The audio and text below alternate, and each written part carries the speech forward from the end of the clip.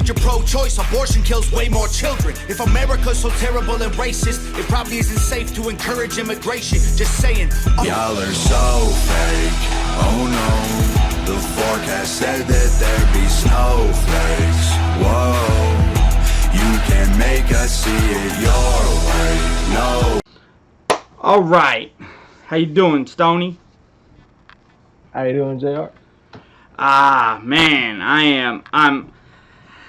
I'm at a loss of what's going on in the world today. I know you don't keep up with a lot of the mainstream news and what's going on, but I figured this segment of my show would be right up your alley because you are a rapper by choice, by nature, by DNA.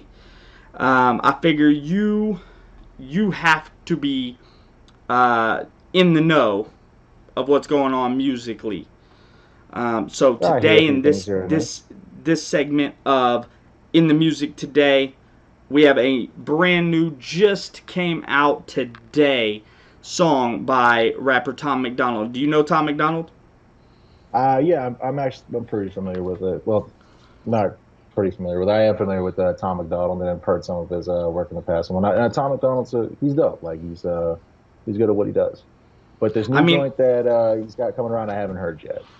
He has been likened to the next Eminem, and I mean that's saying a lot, especially from the rap scene, because Eminem is, I mean, he's no doubt the number one on just about everybody who listens to hip hop and rap. I mean, everybody from actual rappers to just fans have listed him at number one, and to say that this guy is kind of like the up and coming, that says a lot. Tom MacDonald, while I don't agree that he is the next Eminem or whatnot, I find that a lot of rappers, they get that connotation when they start becoming successful. Just for example, like Asher Roth or Machine Gun Kelly, or even Tom MacDonald.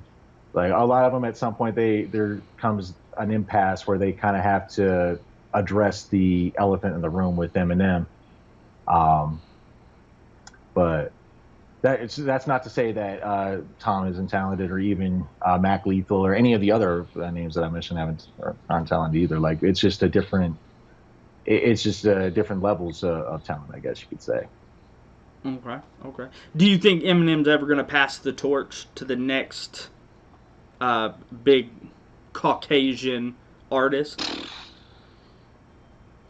I mean, I don't think. Honestly, I don't think he will. I think M is just going to just ride this until the wheels fall off, and he just can't rap anymore. Gets Alzheimer's and dementia. Just can't put words to paper. I mean, even if songs are terrible, he's still going to do it.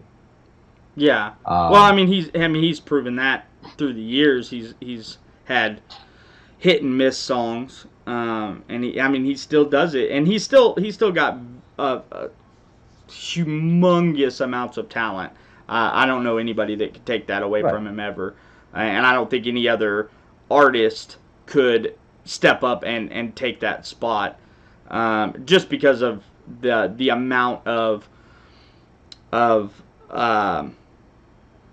time and energy that Eminem puts into his music. I mean, I've seen videos of him at all hours of the night, producing, recording, writing. I mean, not a lot of artists do that. Just from sorry to interrupt. Just from what I hear in other interviews, he actually treats it like a job. He wakes up, goes to the studio 9 a.m., breaks for lunch, and then stops at 5, and then goes and then repeats it the next day, Monday through Friday. Or a lot of people that go in the studio, they don't do that. I don't even do that. I wish I had that kind of dedication and just to be able to do that with that kind of a time limit and scheduling and whatnot. But that's why Eminem's who he is, I guess. Yeah, that's one of the reasons that makes him who he is, because he puts that kind of dedication behind it. Right. And plus another thing that does set apart Eminem from a lot of the white rappers is the fact that he's a battle rapper too, which Tom MacDonald, his wife actually has more battle rap experience than he does. Which when I found out that they were married, that's crazy that they have the relationship that they have. You know, if you watch them on social media, it's just crazy because not a lot of I mean, I could count on probably one hand the amount of recording artists, no matter what genre it is, that meet their spouse or, you know, their significant other and can stay together while both still doing music. Oh my God! Most of the time, one or both end up kind of pushing it to the side. Facts. Hey, you know, and shouts out to Tom for finding that, you know, because that's really rare, finding a significant other that actually understands the, you know, the craft and just the bullshit that goes into music, really, for lack of a better word. Well, it's crazy because all of his music videos are shot by her. She does all of his music videos. Yeah, and he produced her entire album that she just released here recently, a few months ago. I mean, they legitimately they work together every day. It's so crazy to see both of them being able to master the craft while still keeping the relationship going. Yeah, and that's very, you know, admirable between the two of them. You know, I could definitely respect, you know, Tom and Nova for that too. Like even before Nova got together with Tom, like I remember the contribution that she made just to the battle scene with King of the Dot, working with Organic and Pat Stay, Holohan, you know, all those guys up in like Nova Scotia.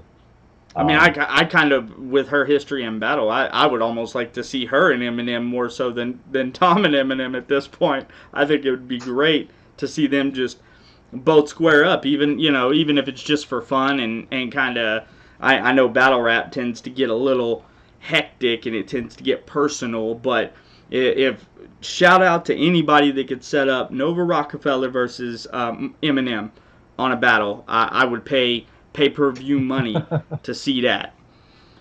So we're gonna get in. We're gonna get into his new video. He's been, I mean, completely mirrored with controversy over the last couple of years because he's been so open about his beliefs. A lot of musicians and artists these days don't do that. It's almost like the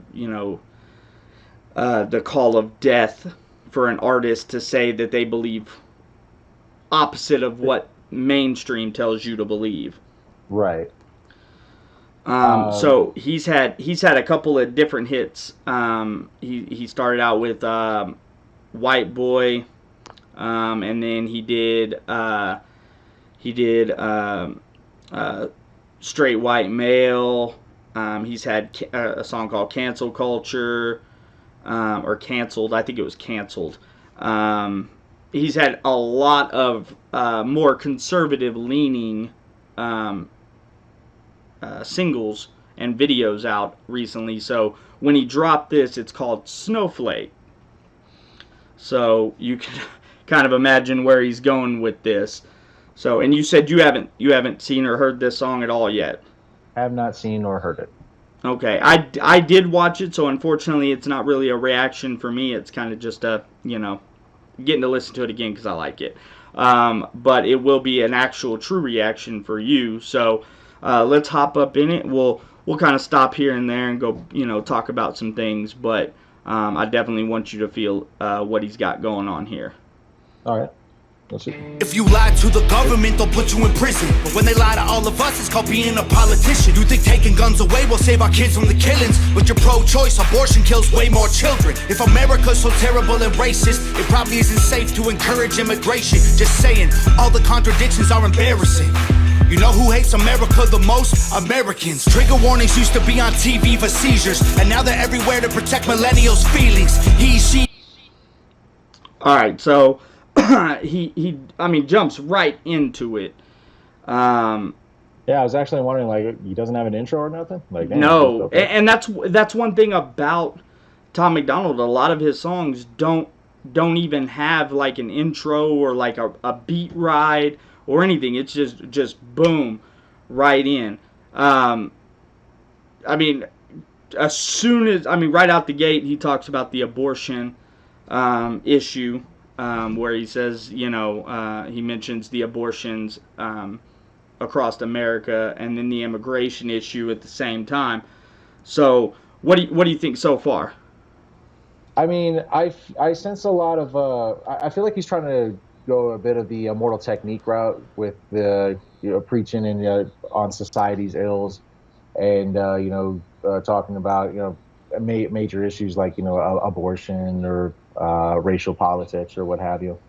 But one thing that Immortal Tech did that I noticed that Tom isn't doing is like putting up what he feels a solution would be, and because Tom's just saying, "Oh, this isn't right." It's like, all right, well, what is?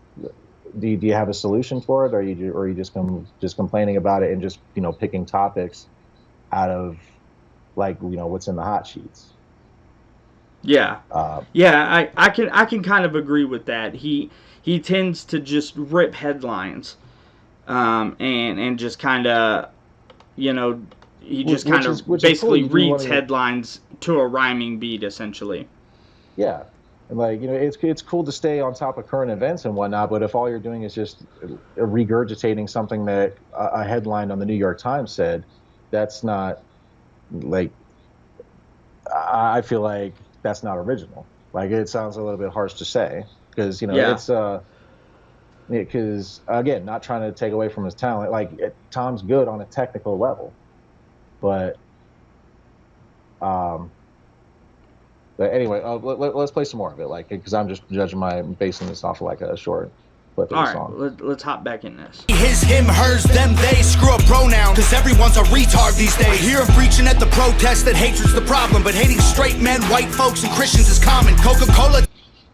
Now, I am going to stop it there because he is 100% accurate on what he's saying. I mean, if you look at culture today, to hate on Christians, straight men, and white people in general, I mean, that's the norm.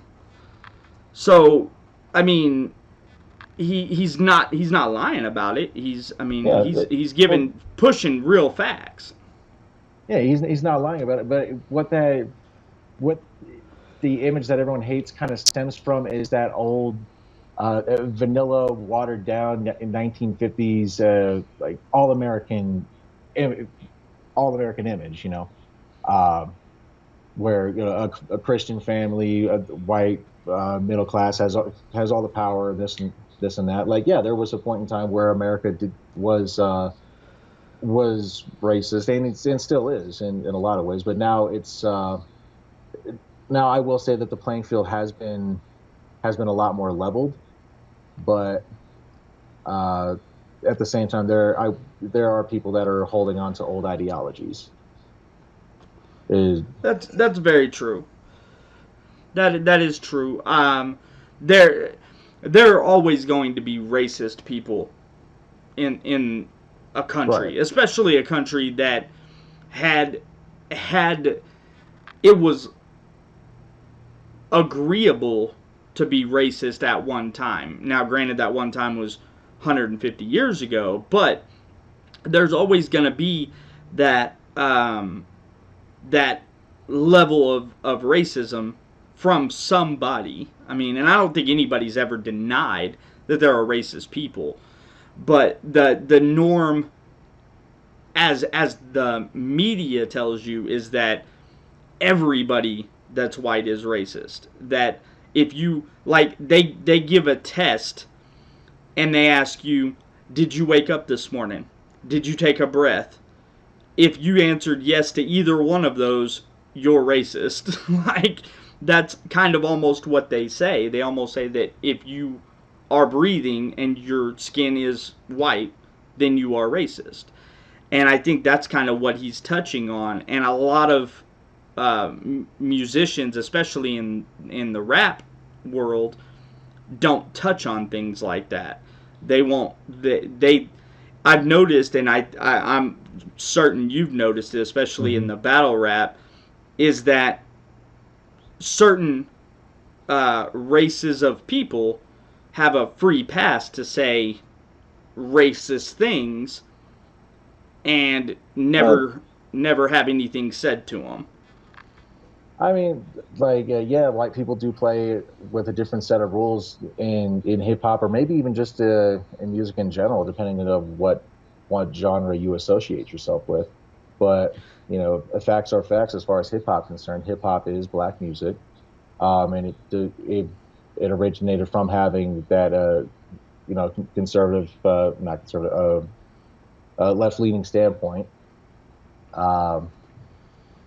and a lot of people that had that standpoint do come from impoverished neighborhoods, and from the impoverished neighborhoods comes this music, and white people are seen as sort of a guest to it.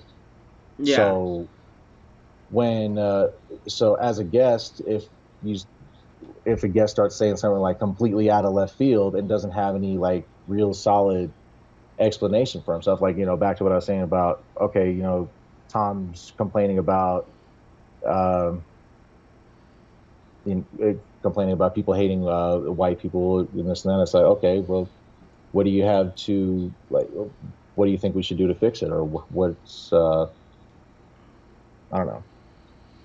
Yeah, I get what you're saying. People should have some sort of solution in mind. They should have some sort of game plan on what they can do. It's kind of different in the music industry because there's not really much of a game plan can be had, because you can't go around telling black people, hey, you might have started this music, but I'm the captain now. Like, you can't really say that, and you can't tell them, what they can and can't say, and I don't think you should. So let's dig a little deeper, see if maybe he does come up with some solutions. Maybe he, holds them back. Let's take a listen. Sure. Telling people they should be less white. They preach intolerance, but if you disagree, they fight. There's a race war here, elections based on fear. Black lives only matter once every 4 years. Soldiers died for this country, and every one of us benefits. Give welfare to the bums and forget about the veterans. Black folks and white folks divided by the news, but we are all the same. We are red, white, and blue. Ashamed. Okay. I can agree with the way he puts it, is black lives only matter every 4 years. And I know you don't jump into politics too often, but it's kind of true. And it's very true. I think that what gets Tom is that he is basically saying what a lot of people, maybe not artists, but the fans themselves have been thinking and haven't had that platform to say. Kind of like, a celebrity that comes out in support of, whatever they want to support. It kind of gives a voice to the voiceless. People that don't do music, that aren't, don't have 10 million subscribers on YouTube, or 5 million plays on Spotify. It kind of tells them, it tells the world what they are wanting to say, and I think that's kind of what he does. I think that's kind of his mantra in music, is that he's able to give a voice to people that nobody would listen to. And he kind of makes them kind of the old saying of music, that as an artist you want to do a song that somebody can basically be involved in. You want a song where somebody listens and sits back and goes, man, this isn't me. I'm talking right now.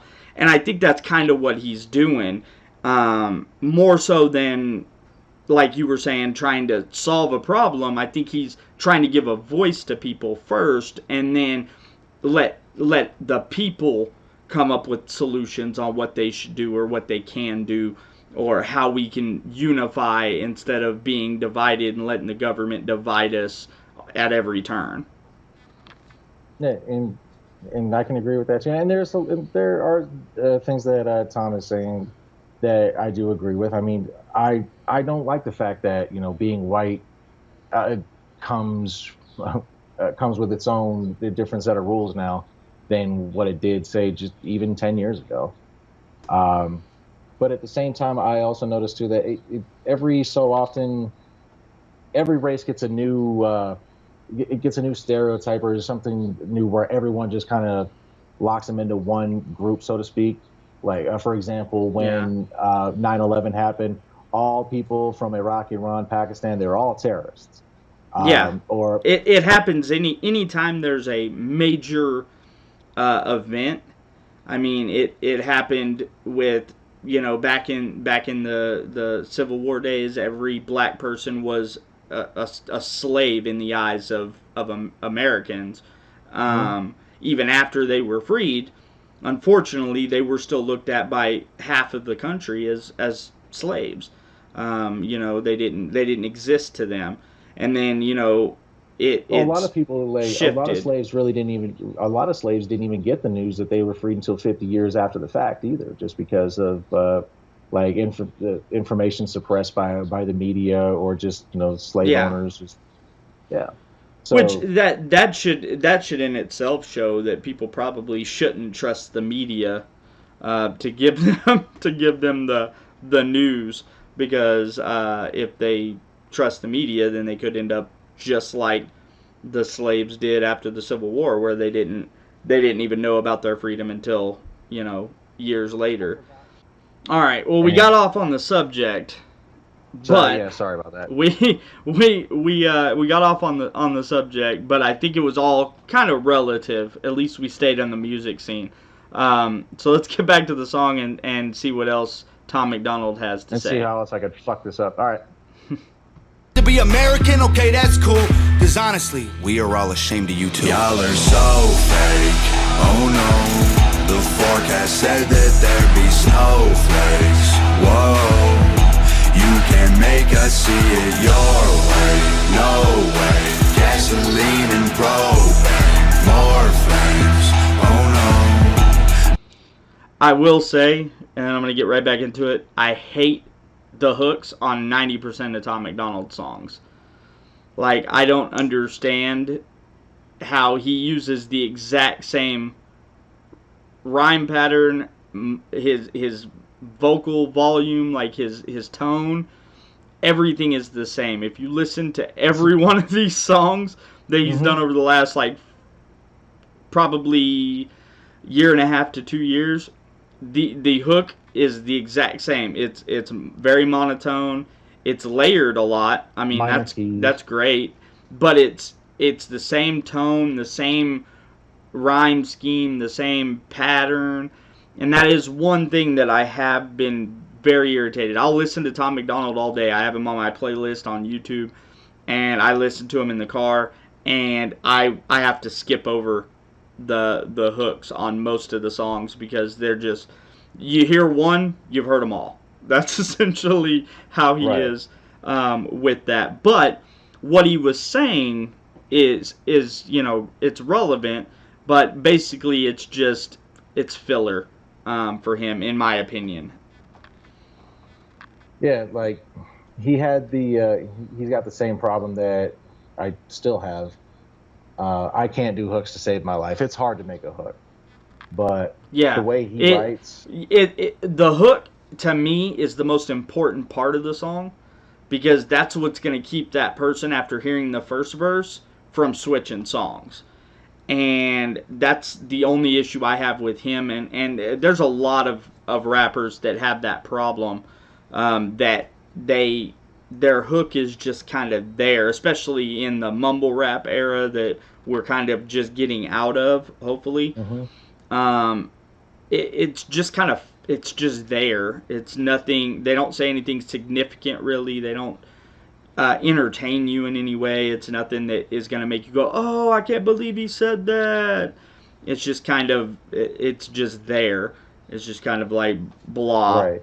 And that's my one issue with Tom MacDonald. I will say that I've had an issue with his hook selection. What he says in a lot of his hooks is significant. I just wish that he would switch it and kind of change it up. Maybe try a different way. It's the same problem that Eminem has. How many of okay, Eminem is better at making hooks, but have you ever really heard an Eminem song in the club? Like, do you really people see like partying, rocking out to Eminem stuff at all? No, I mean you're right. He doesn't make a lot of. He doesn't. I noticed Eminem when he first came out. He had quite a bit of the catchy tracks. The ones that just kind of stuck in your head. But as he's gotten older, I've noticed he does the same thing. It's either somebody else on the hook, or if it's him, it's just kind of like Tom MacDonald. It's kind of there, nothing significant, nothing crazy, nothing that's gonna, make people fall out of their chairs. Right. So maybe it's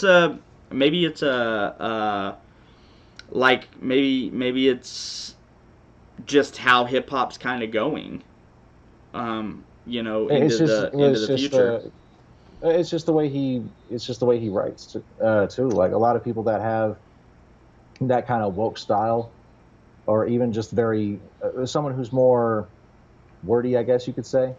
Yeah. And I'll say a mumble rapper. It's harder to select an economy of words that's catchy in order to make a hook. Like that's one thing that mumble rappers do have. And kind of an off branch of Soulja Boy too. That that's one thing that they do have over someone who's actually lyrical, is that they know how to make something sound good sonically. Yeah. Even mumble rappers, the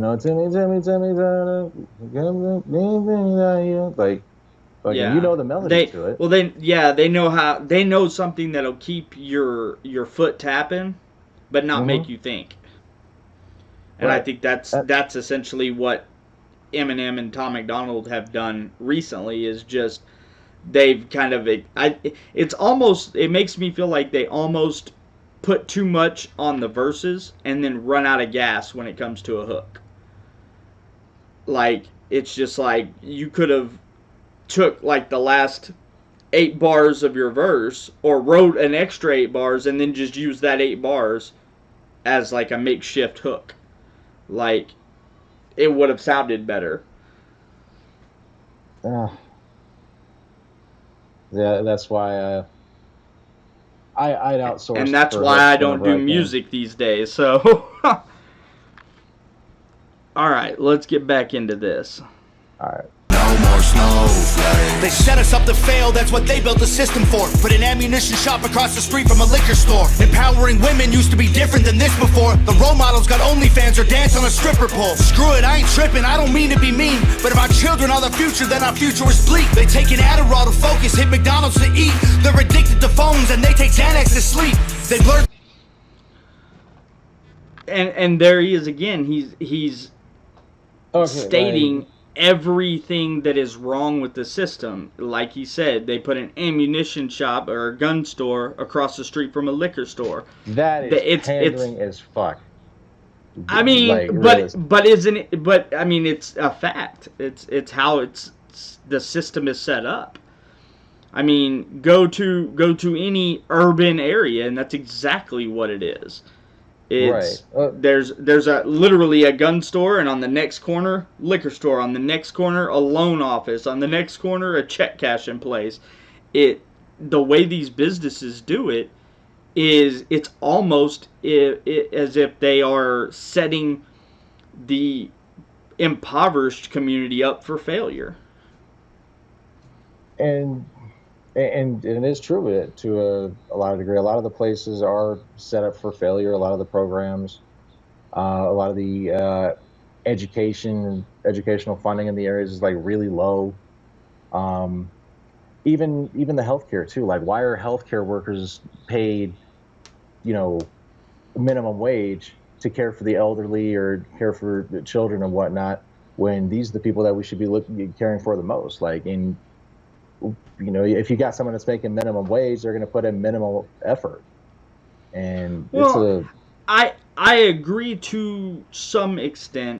I don't agree with minimum wage is going to equal minimum effort, because it's how you were raised, in my opinion. If you were raised that you start a job and you work your butt off, you get raises, you'll get a promotion, you get a better opportunity. If today's generation, the Gen Z and the later millennial generation, they're raised to believe that they should come fresh out of school and be paid, $80,000 a year to cook a hamburger, which they can't even get correct most of the time. And I think your pay equals your effort. If you're working at McDonald's minimum wage and they say, hey, you're only going to make minimum wage, this is as much as you're ever going to make. If that's not what suits you, then you need to find another career path. Right. But the problem is that nobody wants to do that. They just want to tell McDonald's, no, you're going to pay me $15 an hour. And they always say, go to school, learn a trade, this and that. Well, it takes money to go to school and learn a trade, but then at the same time, they want you to have all these years of experience. Like when, let's take me, for example. When I tried applying for the EMTs, I graduated at the top of the class. Yeah. And so there realistically should not have been a better candidate for me to, come out with a fresh license and everything, wanting to work for Lifeline. And they were just like, sorry, we don't have any jobs for you. And come to find out that what they were paying was not any better than minimum wage. Like, it was maybe $1 more. And I had to go to school. I'm making life saving decisions here. And I would have to work a crazy shift, blah blah blah. And I can understand that, but a lot of employers aren't paying people what they're worth just because they can get away with it. Well, and that may be true to some degree with some employers, but let me ask you a question. If you owned your home and you needed your roof fixed, and I come along where I've got zero time fixing roofs ever. I was a friggin' taxi cab driver, and I decided I wanted to go into roofing, and I've never done roofing at all. And then you've got another guy who's had 15 years of roofing experience, owns his own roofing company, and has great service quality. Which one are you going to pay to fix your roof? You're certainly not going to pay me with zero experience, I would think. Right. And that's kind of what, even in the line of work you were talking about, like, yeah, minimum wage to save lives is ridiculous, and anybody who's paying minimum wage to save lives should be punched in the throat, in my opinion. Even when I was working in outpatient cardiology, and now cardiology is the most well-funded department in the hospital, right next to neurology. Yeah. I lucked out getting that job. But when I found out that my coworkers some of them were getting literally double the pay that I was getting for literally the same job, all because they had a piece of paper that says they'd gotten more schooling than me. Yeah. But they're not using any of that education, and I was doing shit outside of my job duties, and they didn't give me no raises when I asked for it or nothing like that. And they just now, I gotta ask you, were some of the overpaid females? Yeah. That destroys the gender wage gap theory, just so you know. I was the lowest paid employee in that office. I personally, I think anybody in the medical field, aside from like the people who just sign patients in, Anybody who's doing hands-on medical, I think should be paid out of this world. I think they should be paid $15, $20, $30 an hour to do what they do because they could potentially save a life. Right. But unfortunately, the way that a lot of businesses look at it is the experience. Like you said, they had a piece of paper that said they did more schooling than you, even though the schooling wasn't even applied. It was just the fact that they could say that's experience. And I think that is ridiculous on its face, in my opinion. Or even graduating literally top of the class. Like, Yeah. don't have any real world experience, but like numbers don't lie. Or yeah, you know, there was that job. I made more money as a night manager at Motel 6 than I did working in the medical field. A lot of these employers just it's really sad. And these employers just refuse to pay employees what they're worth. I mean, you know, you say a burger flipper shouldn't be making like $80,000 a year or whatnot, but at the same time, an employer, if he feels that a job is necessary to put up for someone to fill the position, like, it doesn't make sense for that employer to pay someone so low to where they're looking for another job, and then having to retrain someone else after, you know, they get their foot out of the door, and having to rehire, retrain, do all the paperwork and whatnot. And it's I mean, it's really 6 one, half a dozen the other on both aspects. My biggest problem with the mandatory $15 an hour thing is, as a business owner, nobody should tell me what I have to pay somebody. I don't go to the president and tell him what he has to sign as an executive order. And so nobody should tell me what I have to pay somebody. Personally, if I hire somebody, if this show blew up tomorrow and I had to hire a producer or a sound guy or whatever, or girl, because I'm not sexist here, I would pay them more than minimum wage, because I think people should make more than minimum wage. I just don't think that it should be the government's job to tell me to pay them more than minimum wage. And if you work for a company that won't pay you more than it, if you are working and you don't feel you're being paid what you're worth, then you should go find a job that will pay you what you're worth. And if you can't find a job that will pay you what you're worth, start your own business. I know it sounds real conservative to say, you know, well, just start your own business. They have made it so easy to start your own business in America in 2021. Anybody can do it. Right. You could pay $50 and, you know, copyright your name, make an LLC, and you can literally have your own business. All you got to do at that point is build your business. And if you can't build your business and you can't find a job to pay you what you think you're worth, maybe it's time to look at what you think you're worth compared to what you're actually worth. That's no different than entertainment and whatnot. I mean, it's very, you say everyone can start their own business now. Yeah, it's easy to start a business, but, you know, maintaining the business and making the business successful is an entirely different animal in itself. Well, yeah, of course, owning your own business is going to take work, but the playing field's not even level, though.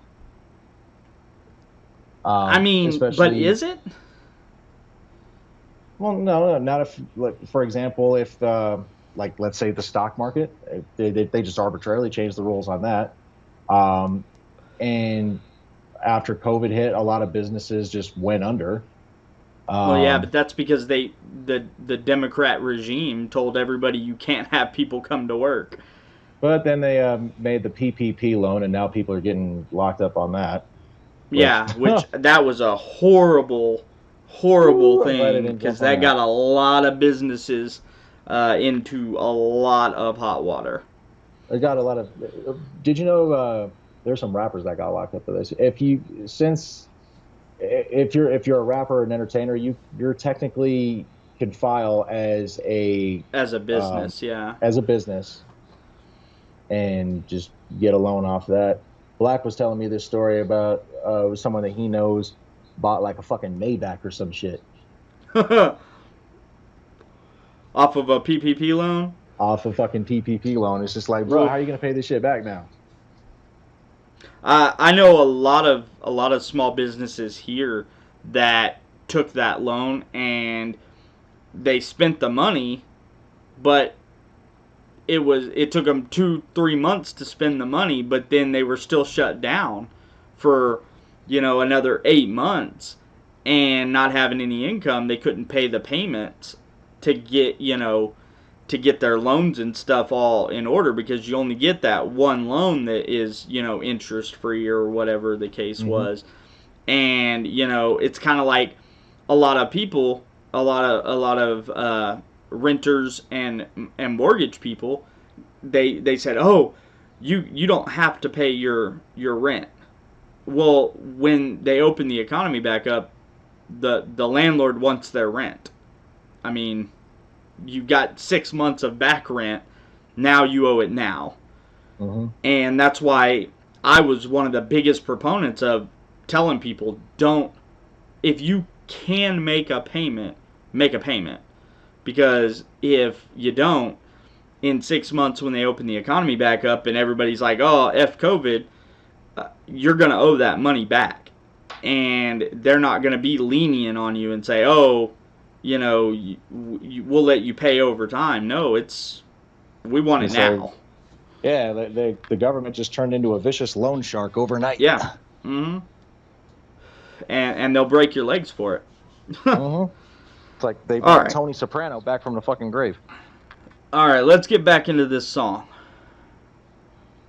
The lines dividing communism and democracy. In 2021, we paint the patriots as Nazis. The men playing women's sports get trophies for winning. Like, great, let's celebrate a man for beating some women. If you're black, your life matters, you're supposed to embrace it. If you're rich or you're smart, then you're probably Asian. If you're gay, then you're brave, all of that I'm okay with. But if you're white, the stereotype is you are a racist. Blaming capitalism like that's the reason things are tough. While you tweet from an iPhone and sip on a Starbucks. You're supporting what you stand against, you don't think you are, but a Percocet addict don't donate money to pharma.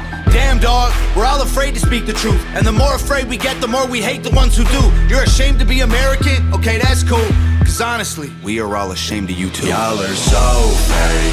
Oh no, the forecast said that they... So, that verse was good. He goes in on the capitalism thing, and that's kind of what we were talking about, capitalism, starting your own business and all that. And I think he's got great points, that usually people that are complaining about capitalism and all that are doing it on their iPhone or their, Samsung Galaxy S38 or whatever they have now, and drinking, $8 cup of coffee from Starbucks, and, watching their 58-inch flat screen Sanyo TV. It's almost like... Where do you get the audacity to talk bad about capitalism when you're basically living your life funded by capitalism? Okay, well the iPhones, anyone that buys an iPhone, they're just buying it for the brand. But the Samsung phone and the 58-inch smart TV, realistically, they're not that expensive. Well, no, but the fact that they're able to purchase those, because if we were a full-on socialist society or a communist society, but the point is though, they're not that expensive. But the reason why they're not that expensive is because, capitalist regimes have made them inexpensive, so you can hook them up to your Wi-Fi and they can get your spending habits. Yeah, well, it's a competition thing too, because capitalism allows anybody to go into, manufacturing. Anybody can, with the right intelligence, obviously, can go in and create their own smart TV. Their own. Now you could pay $100 a year and you have your own app on a Roku TV. Yeah, you could literally see the Johnny Ray show on your television if I paid $100 a year, which may happen in the future. At least now I know how URL and caffeine got on Roku. Yeah, like literally, it's like a startup fee of like $450, and then it's like $95 a month for them to basically put all your stuff on this app, and you could literally have your own app where URL or whatever you're doing, my show would be running all the time. They could just turn it on, and it's an on-demand thing. They could turn it on, hit episode 110, and boom, they're watching episode 110 of the Johnny Ray Show. All right, well let's do this last verse right quick. All right, last verse, and then we'll wrap this up because it's 2 hours now. These snowflakes, whoa. You can make us see it your way, no way. Gasoline and propane, more flames, oh no, no more snowflakes. We can all get along, but there's no stopping. Everybody's wrong, that's a real problem. They don't wanna hear it, but they still talking. Soon enough, we running out of options. This ain't gonna end till it's in the coffin. We ain't gonna be friends till we try to squash it. I don't know how we can make amends or we drop it. Snowflakes melt when it's hot, kid. Y'all are so fake. All right, and then the rest is the hook. So overall, what would you give this single from Tom MacDonald? Just out of 10 on break it down into categories. What would you give this? Like it sounds good. Like he's hitting the right notes vocally with the right inflections and whatnot. But his material, while it touches on a lot of real shit, like I was saying earlier, I'd like to see him do something more clever with it instead of just finding headlines and just trying to multi his way into nonsensical gibberish that just sounds decent. So let's see, the hook, god awful. 0 out of 10 for that hook. He should have just sat there and let the beat play for the hook. Production's good, obviously, but I just all in all, I just feel that it's average. I think he could be doing better for the talents that he possesses, but he just won't venture outside of his comfort zone. Well, I think his biggest problem is, I think what he's done is, since gaining the following, people have started comparing him, the next Eminem. And I think what he did is when he saw that, he shifted because he didn't want to be put in that category, I think. Because he does respect the hell out of Eminem. He literally just bought an Eminem-produced beat and basically made an entire track dedicated to telling Eminem that he loved him, essentially, that he was like his biggest fan, essentially. Which I commend, because that. I think rap today needs a little more of that outlook, and a little less of the little BS rivalry. I'm gonna start drama with this guy for no reason at all, just because I can get his fans to come listen to my diss track, and try and cheap shot your way to the top. But I think that he purposely went a different direction to not be, put in the category of, oh, you're the next Eminem, or you're trying to be like Eminem, you're going in the same direction as Eminem, whatever, what have you.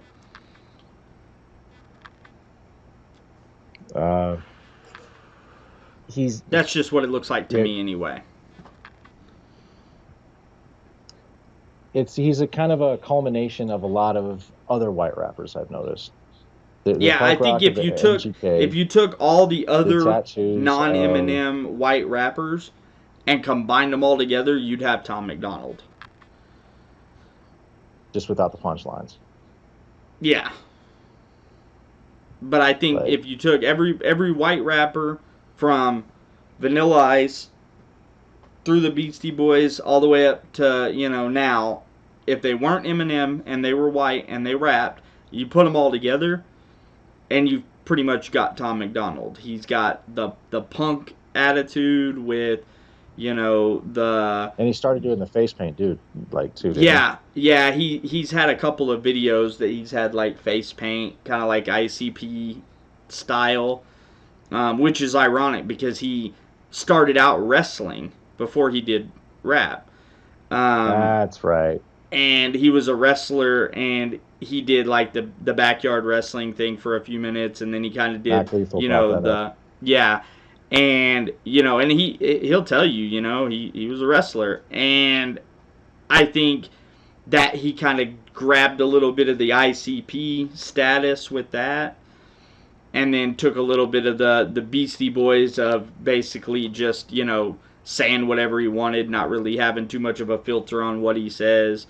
And then he took the fan base of, every white rapper and was like, hey, I'm a white rapper that actually has talent, and they all just kind of flocked together. I know what he did. And again, I don't want to say he appealed to the lowest common denominator, because that's just too far. But Yeah. what he did was he found the easiest lane to take. I want to say, but even that's a little bit.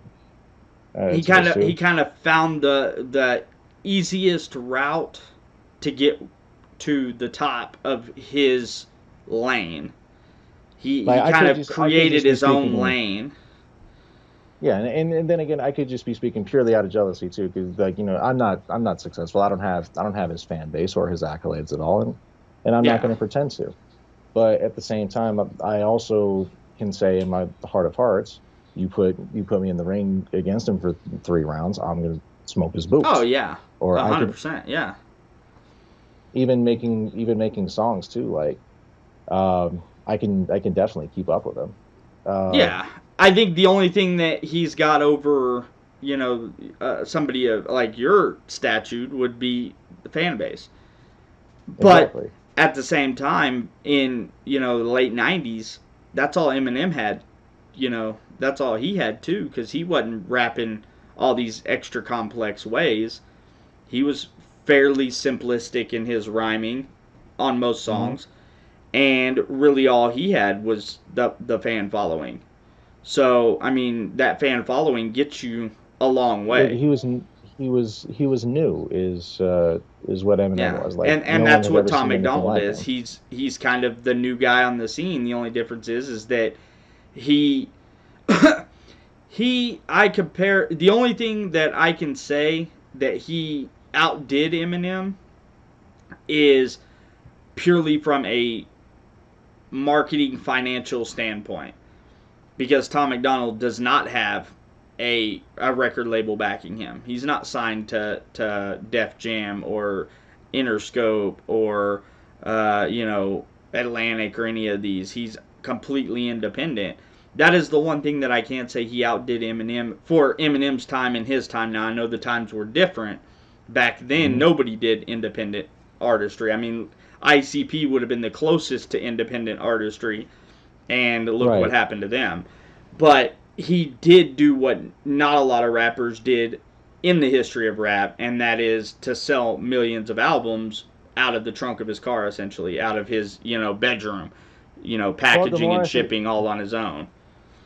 And the more I think about it, like, I'm just kind of piecing together what Tom MacDonald did as far as taking what works from all the other white acts in hip hop. But one thing in particular, ICP, not so much the face paint, but the marketing tactics. Like if there's one thing, guerrilla marketing, essentially. I will give ICP all of the credit in the world for their marketing game. Like if there's one thing they know how to do, it is market. Yeah. And that's what Tom MacDonald emulated too. Like Yeah, that's he essentially found what his he's family. done. He found the fan base, and then He used the modern. fan base to never have to sell out, quote unquote, like new rappers do. He didn't have to go to a label because He he had the modernized fan Shaggy 2 base to Dope and do it. Violent J's methods. Yeah, Like, yeah. and that's brilliant. He took what they did to 2020, 2019. He took what they were doing in the 90s and the early 2000s, and he made it work for him now. That's essentially what he's done, and I think he's got talent. I think he's underselling himself 110%. I think that he could. I've heard songs that he's put out that were 100 times more complex than some of these songs he's putting out. I think he's dumbing a lot of these singles down because I think he's gaining people that aren't necessarily rap fans. I still believe his best Um, work is when he battled Mac Lethal. yeah, 110%. And that's the songs I was talking about. When he did songs like that, those were 1,000 That's when you times see the better. real phenomenon. Yeah, Like, I want to see more of that. yeah. If he took that method and put it into this song would be a lot higher on the standard of music. I think that he reminds me, not to say I'm on his level at all, but he reminds me of me when I did music. I felt like I didn't do it well unless I had fire, unless I was fighting with somebody on the song, unless I had ammunition to hit. It was almost like I didn't have it. If I didn't have ammo, I didn't have a song. And Well, yeah, that's like if kind of you're what not feeling he's the going lyrics, through. I think if he had the ammunition of how he felt when him and Mac Lethal were going back and forth on this song, it would have been 1,000 times better. yeah, like he needs to channel that same sort of aggression and creativity into his Yeah, music. Then into everyday he'd be a real songs. contender. Yeah. And why Nova's not fucking beating that into his head, I'll never know. Yeah, I don't know if she's playing the part of the No, she's a very supportive girlfriend or if she's just not catching it.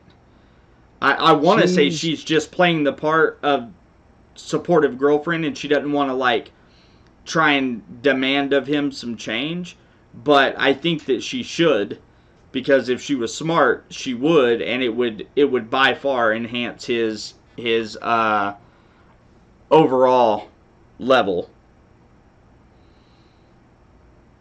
like Nova's background is weird. Like God, I think she had one or two battles, and Holohan had ghost wrote for her.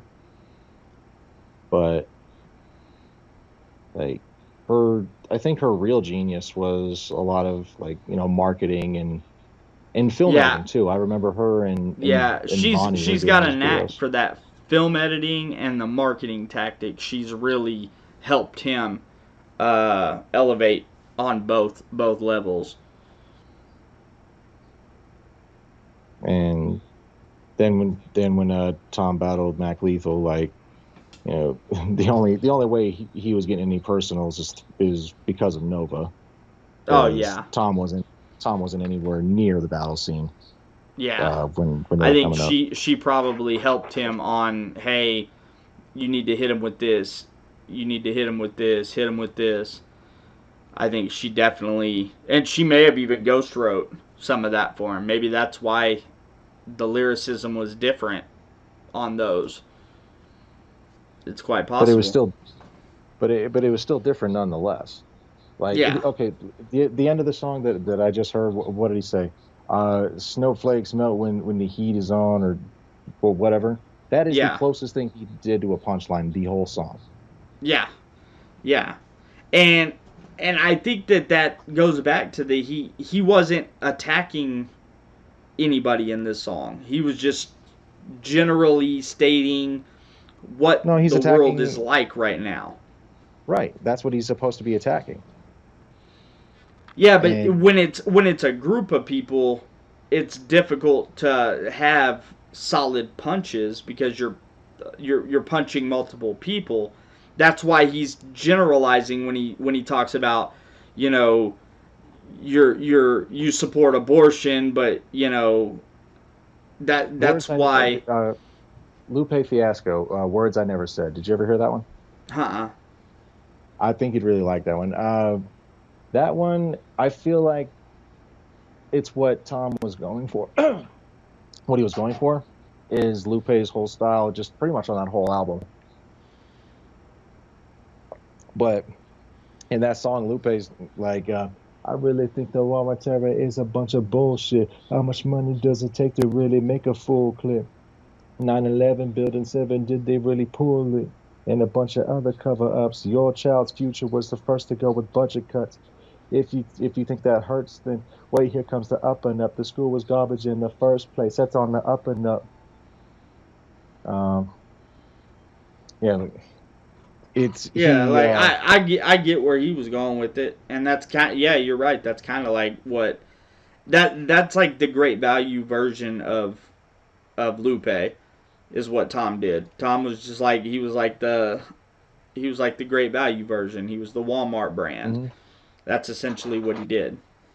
Yeah, like The only difference I is know that Tom. Lupe Fiasco has the lyrical ability to do crazy Maltese and all that, whereas Tom MacDonald hasn't shown that. And maybe he's holding it back. Like I said, maybe he doesn't want to be in that lane, so he's trying to not use it. Maybe he's dumbing down his lyrics for, non-rap fans. I don't know. Anyone that can write like that, it's almost hard to hide it. Yeah. Like, because even I write punchlines just on accident if I'm just screwing around. Yeah, it just comes out that way. Like, so anyone that can really write at that level, it's almost too hard to fucking hide it. So if he can do it, and he's hiding it, fooled me.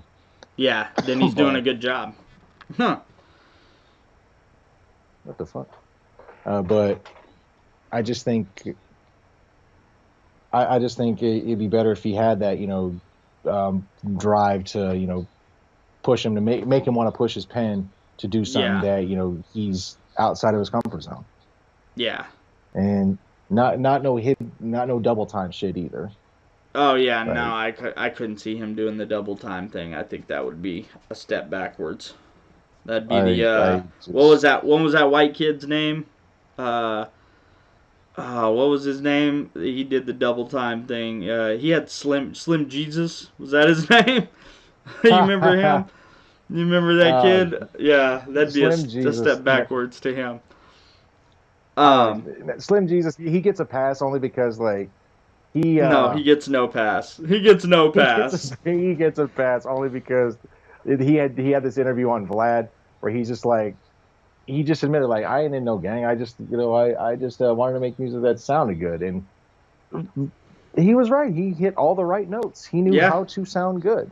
Yeah, he did. He put out a track that millions and millions of people watched that video. I mean, it was viral for months. Mm-hmm. That freaking video, I remember.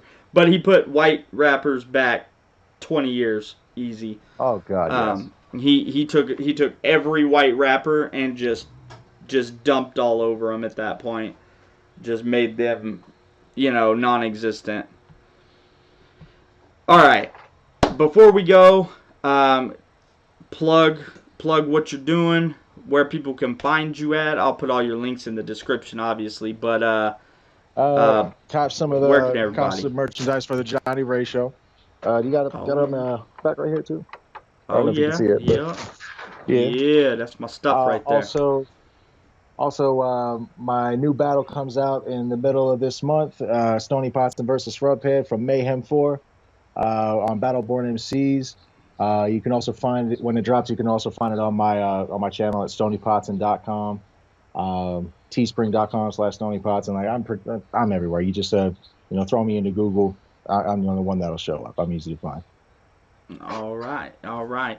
And I could personally vouch for that battle against Shrubhead. That was 100% classic. One of the best battles I've ever seen. Even if he was a little lacking, I give him a little bit of a pass because he had a little class afterwards. He wasn't talking all that crazy crap, but it was a good battle. It was a 100% good battle, and I can't wait for it to drop because I want to be able to save it to my computer and watch that stuff over and over again, and not give anybody else plays so that my plays look better. Yeah. So, do you know when your next battle is going to be at all? Right now I'm kind of on hiatus for battles. I'm just kind of looking for my next plate that's going to be worth my time. But there's definitely some names floating around that I'm going to see if I can get him to sign the contract for. If not, you'll see me on the 2-on-2s, but you'll definitely Battle Rap will be seeing me again, and in a brand new shiny suit too. So. Oh yeah, gotta love that suit rap. That's what we call that, suit rap. The hitman of the battle scene. All right, man. Well, I appreciate you stopping by. I know this is a lot longer than we expected, but I got to get a good reaction off of the new Tom MacDonald song, and I'm gonna try and do this once in a while when a good song comes out, even if it's not my forte. But I'll definitely have you back to do some more reactions to music. Get your opinions on this new rap that's coming around. Yeah, definitely. All right. Always a pleasure. This has been Stony Potson on the Johnny Ray Show, and this is. But you're pro-choice, abortion kills way more children. If America's so terrible and racist, it probably isn't safe to encourage immigration. Just saying. Y'all are so fake. Oh no. The forecast said that there'd be snowflakes. Whoa. You can make us see it your way. No. Hey, I hope you enjoyed that segment from the Johnny Ray Show. If you liked that segment, make sure to like, share, comment, and subscribe. Make sure to check out one of the other videos that should be playing in one of these boxes here somewhere. There's boxes. Click on the boxes. Make sure to subscribe. Click the bell. And make sure to check me out Monday, Wednesday, and Friday for all new episodes of The Johnny Ray Show. Thank you.